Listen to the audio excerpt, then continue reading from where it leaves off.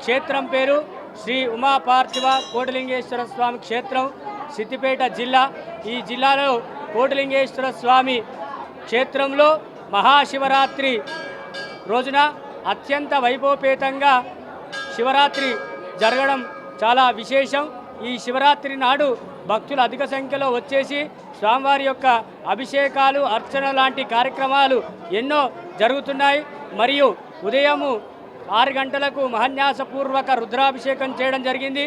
మధ్యాహ్నం 3 గంటలకు శివ కళ్యాణము మరియు రాత్రి 12 గంటలకు లింగోద్భవ కాలంలో విశేషమైనటువంటి అభిషేక కార్యక్రమాలు చేయడం జరుగుతుంది. కాబట్టి భక్తులందరూ కూడా ఈ శివరాత్రి నాడు కోటిలింగేశ్వర స్వామిని దర్శనం చేసుకుంటే వారి యొక్క పాపాలన్నీ కూడా పోయి సుఖ సంతోషాలతో జీవితాన్ని గడుపుతారు.